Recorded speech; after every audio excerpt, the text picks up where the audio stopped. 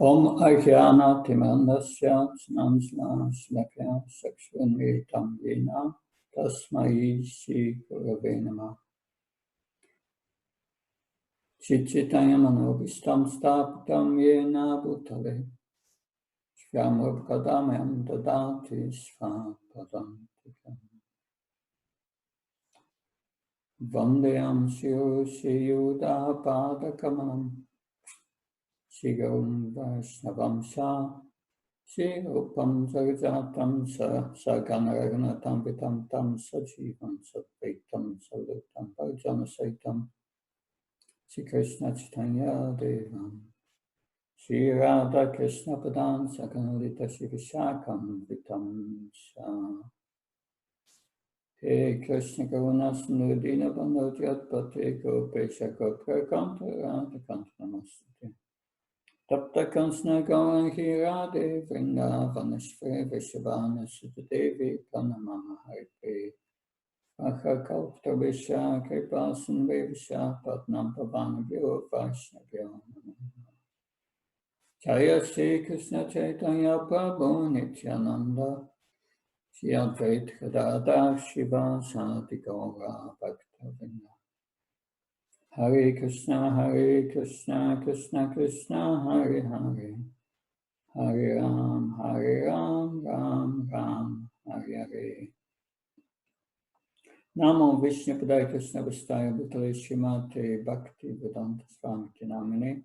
Namaste Saraswati Devi Gauravani Pacharane.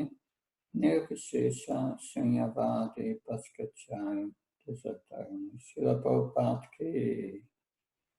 Good morning, Montreal. So, I hope you are all well. This morning we will discuss Srimad Bhagavatam, Canto 7, Chapter 13, Text 7. Om Namo Bhagavate Vasudevaya.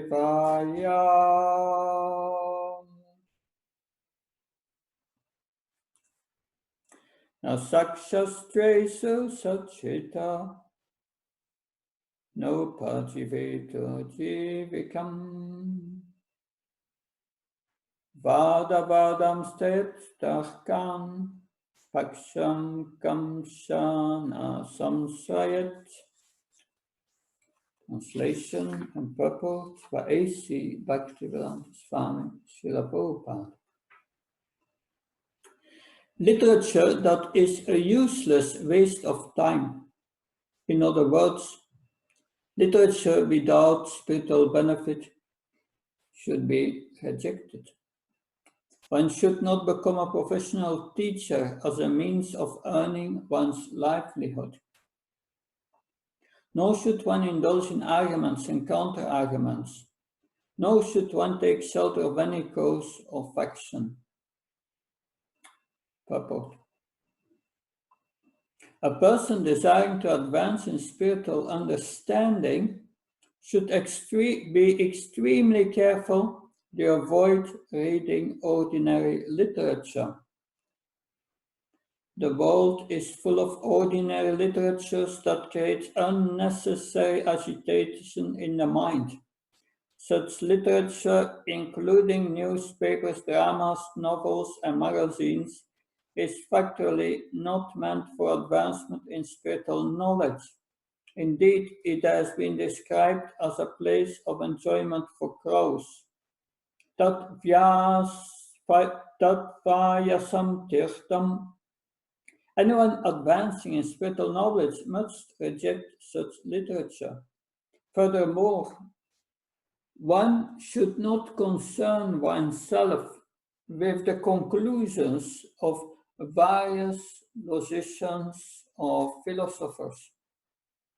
Of course, those who preach sometimes need to argue with the contentions of opponents, but as much as possible, one should avoid an argumentative attitude. In this connection, Srila Madhvacharya says,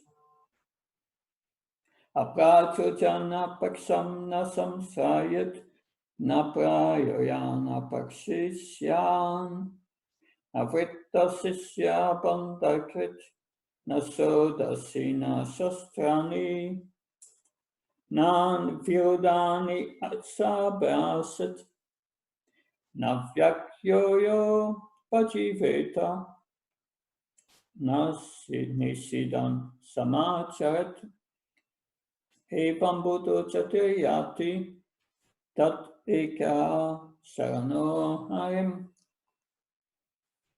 There's no need to take shelter of unnecessary literature or concern oneself with many so-called philosophers and thinkers who are useless for spiritual advancement. Nor should one accept a disciple for the sake of fashion or popularity. One should be callous to these so-called shastras, neither opposing nor favoring them. And one should not earn one's livelihood by taking money for explaining the shastra. Sannyasi must always be neutral and seek the means to advance in spiritual life, taking full shelter under the lotus feet of the Lord. I repeat the verse again. Na shastresu satchetano pachivetu jivikam padavadam state darkam paksankam shana samsvayat. Literature that is a useless waste of time. In other words, literature without spiritual benefit should be rejected. One should not become a professional teacher as a means of earning one's livelihood. Nor should one indulge in arguments and counter-arguments. Nor should one take shelter of any cause or faction. So this chapter is called the behavior of a perfect person. This refers in the context of this series of chapters which are concerned with Narada's instruction to Yudhishthira Maharaj about the 4 social orders that so this concerns not only sannyasis, but all of us. We have all to become perfect persons. But especially a sannyasi should be very careful and obey to these 4 prohibitions which are explained in this verse number 7. 4 prohibitions for sannyasis, but also for the perfect person. And tomorrow we will hear verse 8 and other 4 prohibitions. So we'll first go look at these prohibitions. The first is not reading mundane literatures.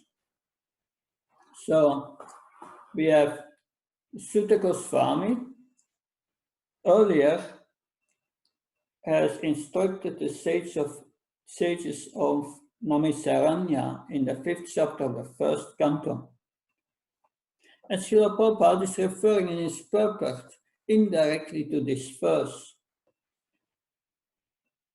Nayat vachat chitapadam areyasoy jagat pavitram prahinita karichit tat vayasam tirtha ushanti manasa nayatra hamsa niyamant utsik ksaya pasayam tirtam. That's the word Srila Prabhupada also uses in the purport here, that it's a place of pilgrimage for crows. The verse is as follows: those words which do not describe the glories of the Lord alone can sanctify the atmosphere of the whole universe, are considered by saintly persons to be like unto a place of pilgrimage for crows. Since the all-perfect persons are inhabitants of the transcendental abode, they do not derive any pleasure there. So there's no need to read mundane literatures. They will only increase our attachment to things in this world, issues in this world, that they don't give any spiritual benefit. Rather, they will deviate from the goal of, they will deviate from the goal of life. But these mundane literatures that also include the karma kanda section of the Vedas, which is meant to enjoy piously, than to go to the heavenly planets. That's the problem with the Vedic literature, and that was pointed out by Narada Muni to Srila Vyasadeva. You did such a great job comparing all these Puranas, the Mahabharata, and the epics, and it's very good. But, he said, you forgot the most important thing. You did not glorify sufficiently the Supreme Personality of Godhead. Instead of doing that, you have inspired people who are already inclined to sense gratification to become more expert in it in the name of religion. So we must understand that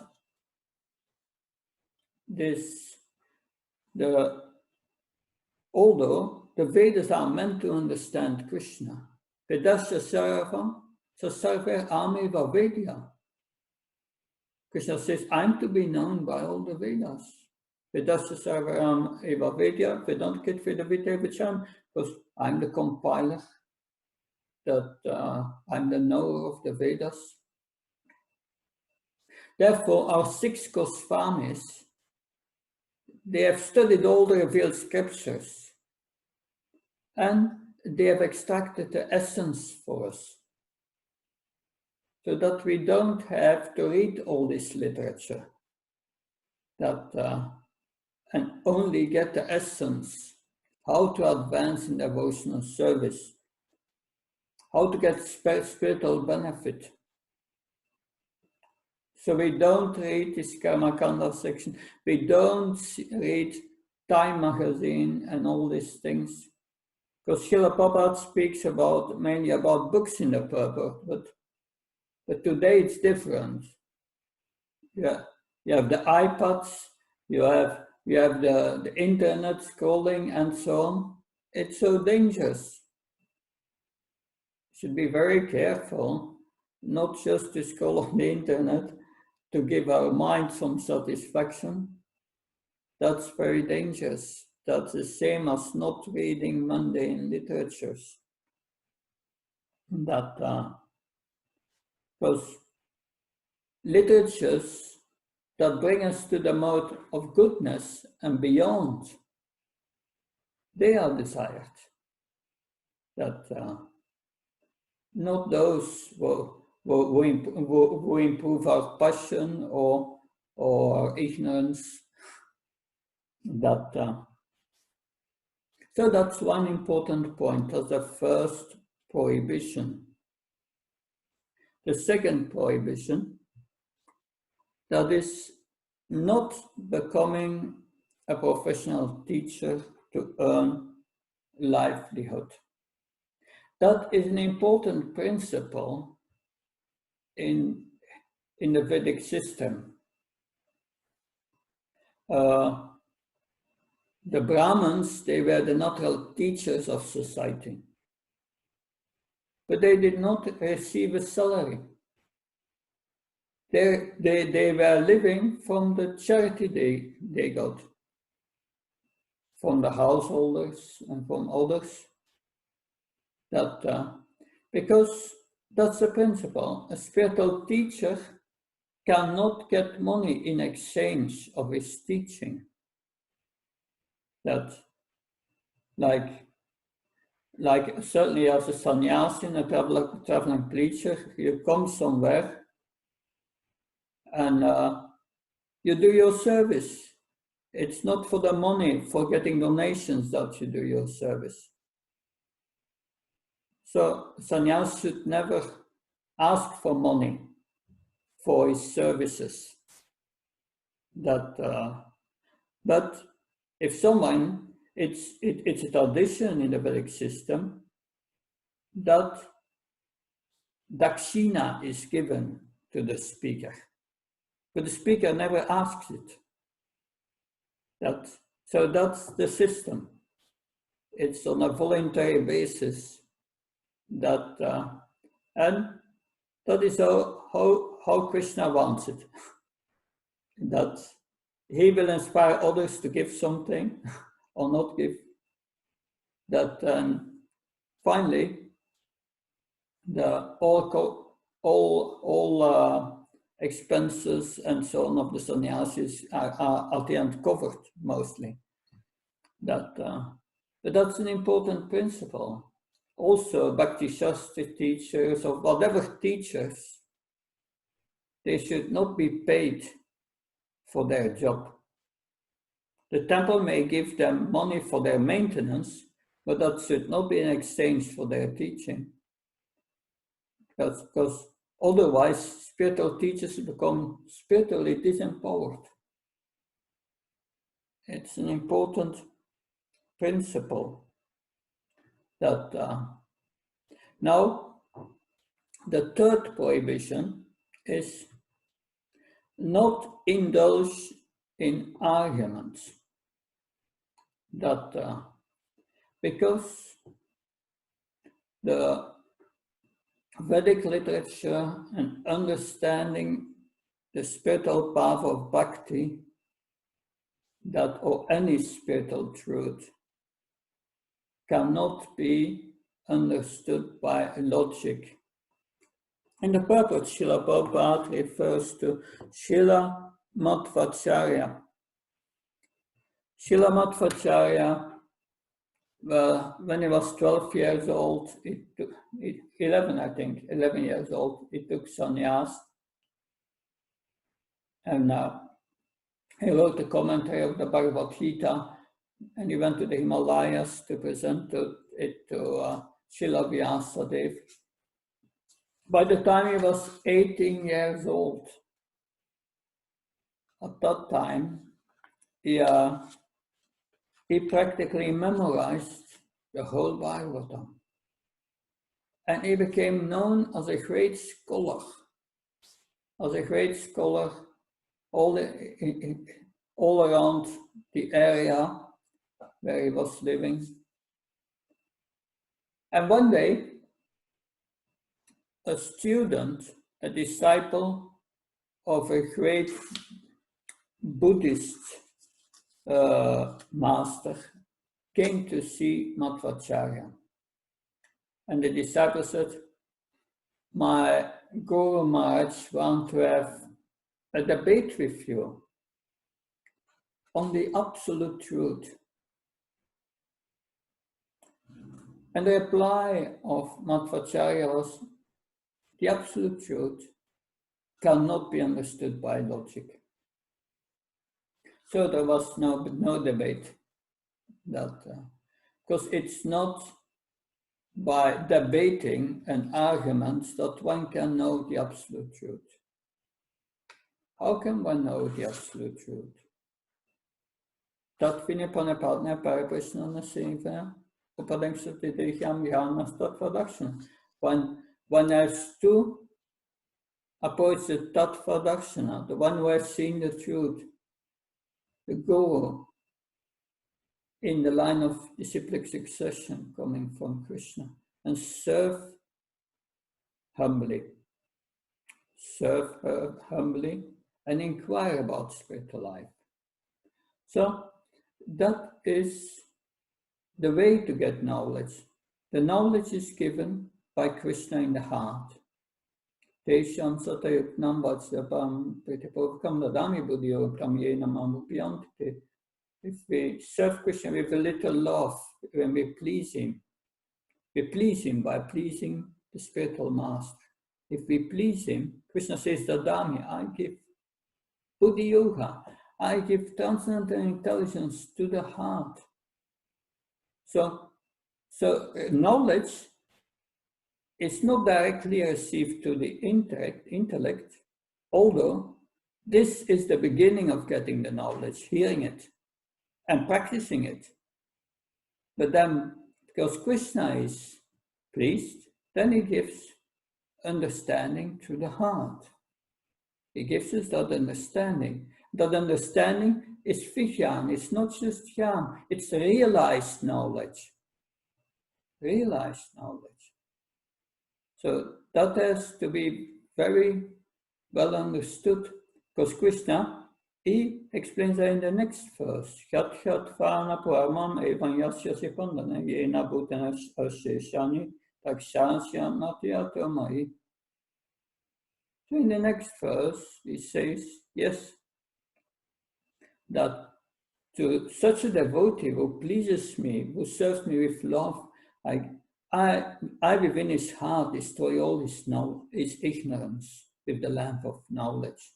So Prabhupada writes in a purport that even a devotee who is not very conversant with transcendental knowledge, but serves sincerely, Krishna will help him from within.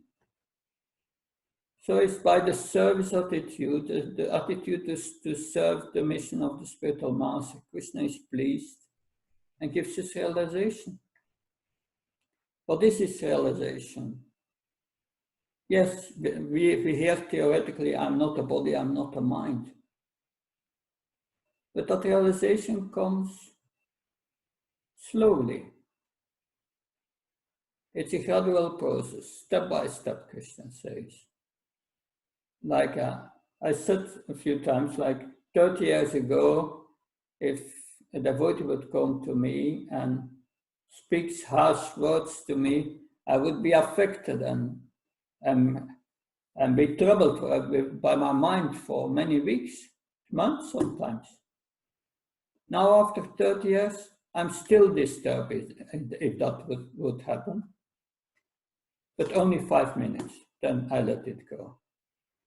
So that's how Krishna gradually gives realizations. That of course, the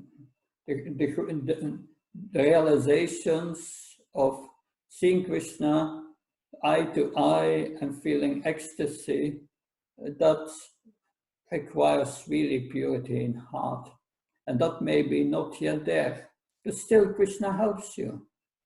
And if we can attain at this life, the platform of Nishta, which is the Brahma-Bhuta platform, we are liberated. We don't take birth again. But that's not done by indulging in arguments. Academics, they have no access to this knowledge. And a devotee, a preacher, is not interested in indulging in arguments. Although, to defend devotional service, he can be very firm that he does that out of a service attitude to his spiritual master in Krishna, not to show that he's a great scholar. So that's the third prohibition. And now the fourth one is not taking shelter of any cause. That there are so many issues you can go into this world. A devotee does not want to lose his time with that. He focuses on his service to his spiritual master and serves his spiritual master with great surrender, and he does not let him deviate to all these temporal situations in this world. There are so many issues we can go in, also in ISKCON. in our own movement, so many things are going on. But if it's not your service, stay out of it. It's not necessary. You focus on your devotional service and making spiritual advancement. So that is important. If they are not related to your service or they are not affecting you directly, don't go into these issues. Let them where they are. And there's no need to go in politics, and also no need to discuss whether they went to the moon or not, or this or that. No. Be focused on making spiritual advancement. That stay out of all these things. That in one's own life, I can see that when you get 60, 70 years old, you look back and you see all these things that happened 40 years ago, and so many issues, but the issues are not there anymore. The people is not there anymore, and so it's all temporary. It's like yesterday we said, time is a fleeting concept. It's going away soon. So what's the use to go in all these things? That use the best of a bad bargain. Use this life for spiritual advancement and not trying to solve issues in this world, because it can never be solved. It will be always a place of suffering. Dukkhalayama sashvatam, Krishna says. Full of misery and temporary. It's not worthwhile. Let us focus on the spiritual, on what is valuable, Bhagavad Gita says, is that what is eternal. We are eternal, but we are now, our focus of our consciousness is on the temporary. We have to redirect it to the eternal, which is Krishna and the service to Krishna. So that's the fourth prohibition. Life is meant for advancement in spiritual understanding. So, some are taking politics seriously, or another one is enjoying driving a car, but they are not required for devotees or aspiring transcendentalists. We do not take shelter of these. They are asat, impermanent.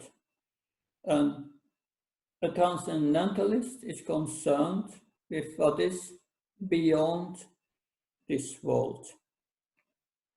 Srila Prabhupada, he got a degree at the Scottish College, but when the graduation ceremony was there, he rejected it. Why? Mainly because of Gandhi's cause. But then later, he rejected one thing, one cause for another cause. He rejected Gandhi's cause for the mission of his spiritual master, because that is enabling one to make spiritual advancement and go out of this world, not Gandhi's cause. You will remain here. So, therefore, a devotee is interested only in Srila Prabhupada's books and in the previous acharyas. Because not everyone is qualified to explain Bhagavad Gita. Like in the beginning in New York, we didn't have a Bhagavad Gita. So Srila Prabhupada gave the Bhagavad Gita of Dr. Radha Krishna, but he said to the devotees, you should only read the translation of the verses, not the purport. But then in the purport of Sarvadharam Prichya Manakam Sampacham Tvam Sarvapabhyo Mokshisya Machitra. That purport, Dr. Radhakrishna writes, one must not surrender to Krishna, but to the impersonal Brahman within Krishna. But that's not in the scriptures. That's a concoction. That, because Dr. Radhakrishna was not a spiritual person. He was a scholar with impersonalist ideas. So, because in the beginning, 65, 66, Brahmananda Prabhu had joined the movement, and he was working during the day, and then when he came back from work to the temple, he had a newspaper and he was reading that Dr. Radhakrishna had a heart attack. And he showed that to Prabhupada. Srila Prabhupada said, yes,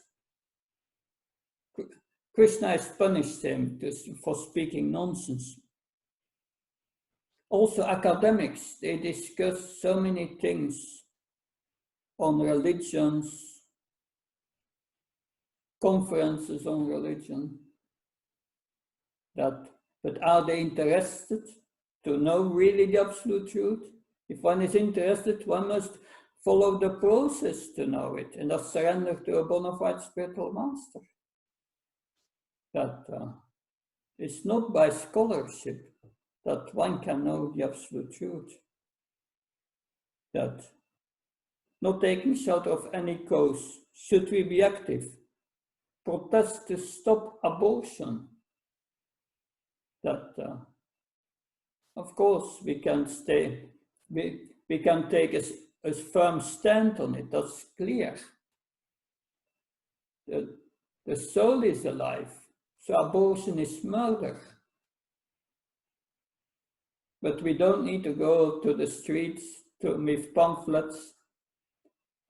It would make enemies and friends. It's clear our stance from the scriptures and from our preaching. That best is to try to be neutral and focus on fulfilling the mission of our life. So therefore, no crow-like engagements. We better associate with devotees who are sincere in making advancements. That birds of the same feather flock together, Srila Prabhupada said. Yes? That association will uplift us and bring us closer to our goal, which is finishing our business in this world and going back home, back to Godhead. Thank you. If there are any questions, please.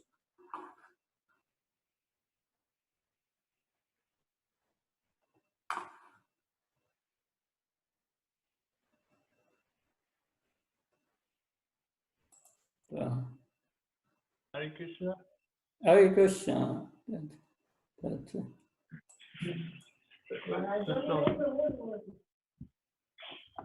So, thank you Guru Maharaj.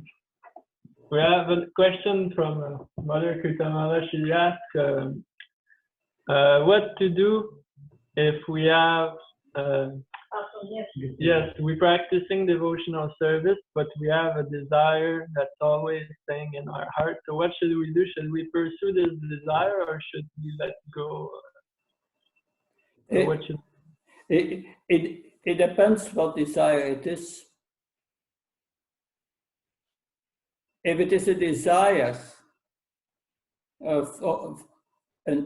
for illicit activities or sinful activities, then we must control it and avoid it. We must say no. If it are other desires, then the question is, can I use this desire in the service of Krishna? And if so, we can find, together with the spiritual master, a way to apply the dovetailing system, Srila Prabhupada said. Dovetailing. Like a carpenter has two pieces of wood, one with holes and one with something that comes out, and they fit perfectly in each other. So desire means what you like to do. So Krishna, like Srila Prabhupada asked, one devotee came to Srila Prabhupada and said, oh, Srila Prabhupada, that I want to serve you. Ask me anything you want. I will do it for you. And Srila Prabhupada replied that, but what do you want to do for Krishna? And the devotee replied, oh Prabhupada, it doesn't matter. I just want to serve you. Tell me whatever, and I will do it for you. And Srila Prabhupada became very grave, and he said that, try to understand our philosophy. What do you want to do for Krishna? And the devotee said, oh, Srila Prabhupada, I want to make unbreakable mridangas made from fiberglass. And Srila Prabhupada said, do that. And the devotee made so many mridangas for in our movement, which we are using them now, that he made his first fiberglass mridangas. But I would say that, so the first thing is, illicit desires we cannot use in Krishna consciousness. Therefore, we follow 4 regulative principles. We must control them. How to control them? Have a good sadhana and associate with devotees, especially with devotees. Always associating, don't be alone. If you are alone with your mind will force you into this. Maya is strong when you are alone. If you are with many devotees, Maya cannot much do. It's like one stick you can break easily, but a bunch of sticks, very difficult to break. So that's the first thing, illicit desires. And then other desires that may be used in Krishna's service. But then there are also another kind of desires. Like the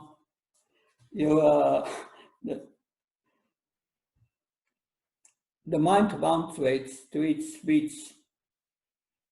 If you say no to your mind always, you say no to your mind, no sweets, and the desire comes more prominent in your mind. The mind says, no, I want sweets.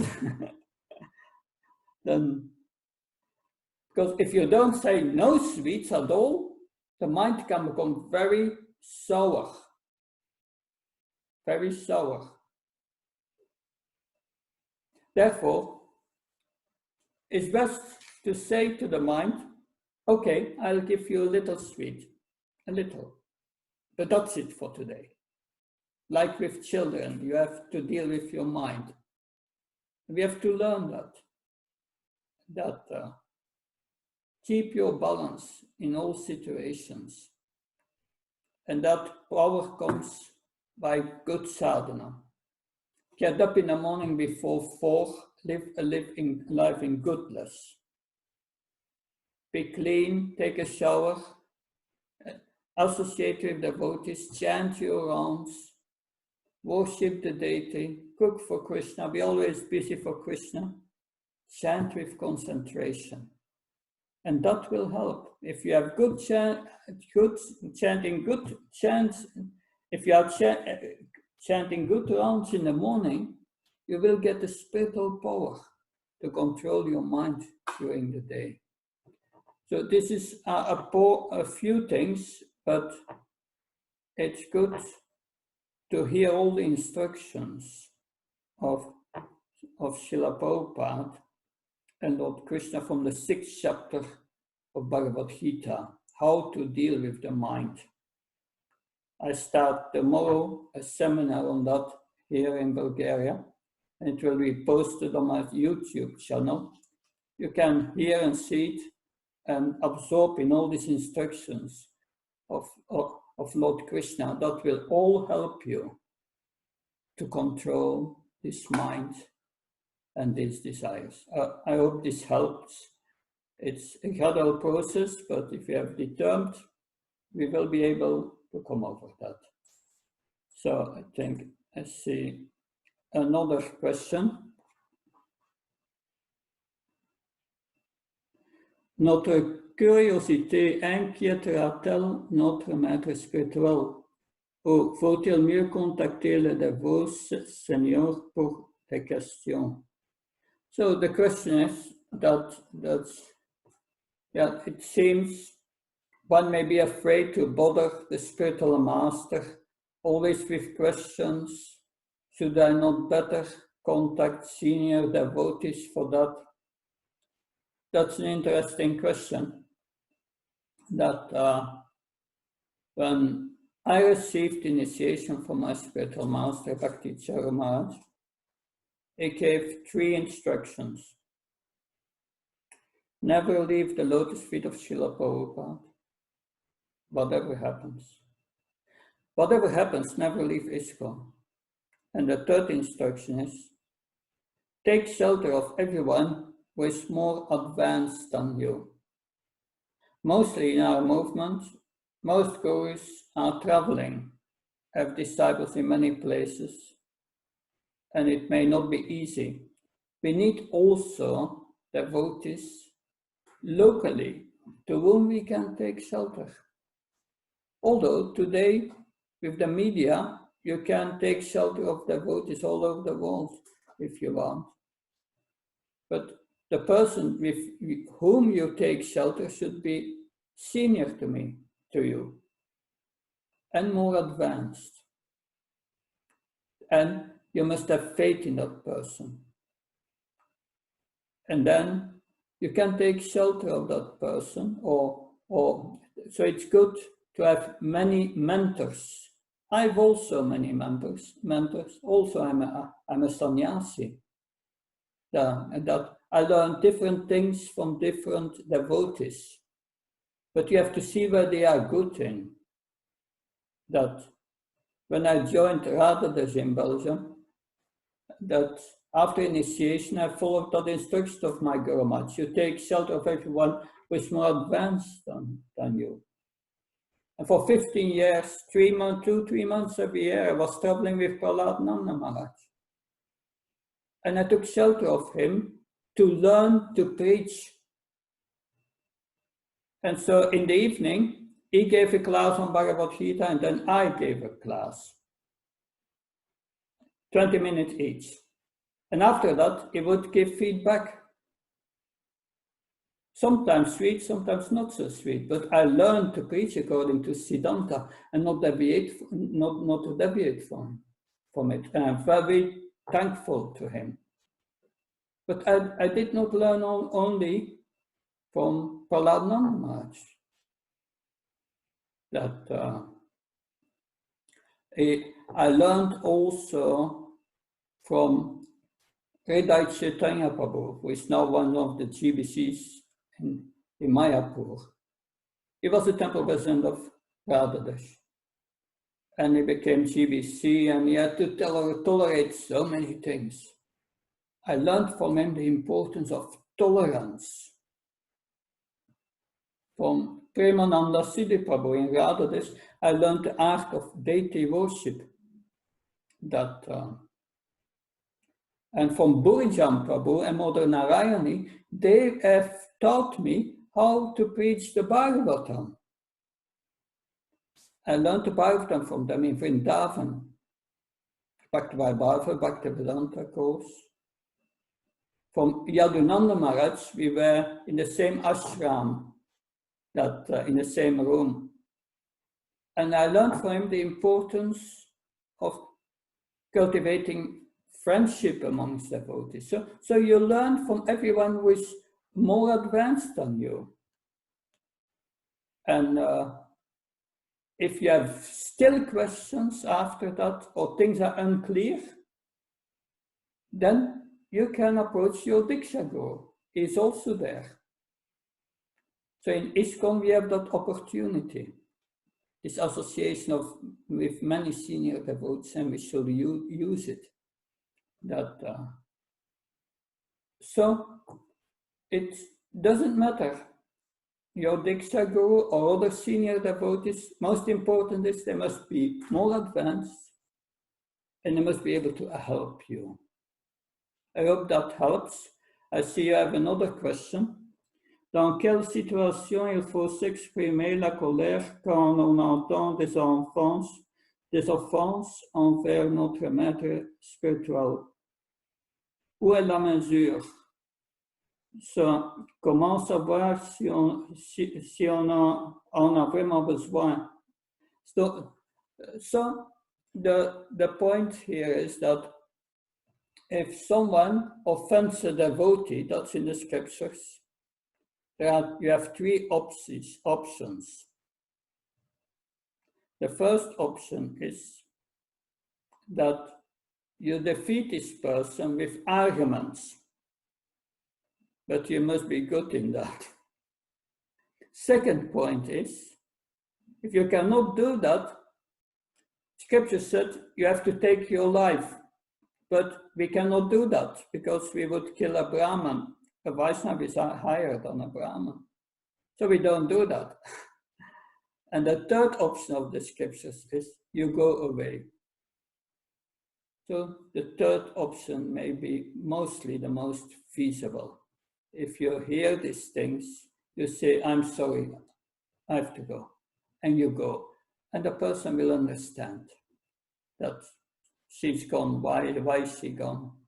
So that is what the scriptures say. And it's good to apply the third position. If you do not do the first, just go away, leave that place. It's inauspicious to hear all these things. It's not just about our spiritual master, it's also about other devotees.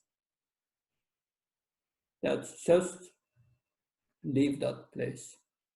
So I hope this helps. Is there any other question?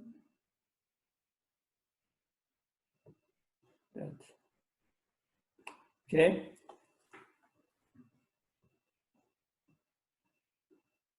Comment réveiller l'autosuffisance si la carence se situe au profond de l'inconscient? Yeah, the subconsciousness. We have so many things in our subconsciousness which will come up. But we don't have to bother too much about that. That Krishna will bring that sometimes in our mind, all these subconscious feelings and desires. But the devotee, because he understands what's spiritual and material, he can understand that all these feelings and so on that coming from the subconsciousness are coming from previous lives. And they are the product just of our desire to exploit this material world. And a devotee recognizes that when that comes up. And he just loses his interest in it and let it go. Just let it go. I don't know if I understand your question correctly, but I hope this helps. Thank you very much. Good, then we will continue tomorrow with the next verse, and this is the last verse I will discuss of this 13th chapter of the 7th canto on the behavior of a perfect person. Thank you very much. Hare Krishna. Jai Srila Prabhupada. Thank you, Maharaj. Hare Krishna. Haribo. Haribo. Haribo. Jai Prabhupada. Hare Krishna.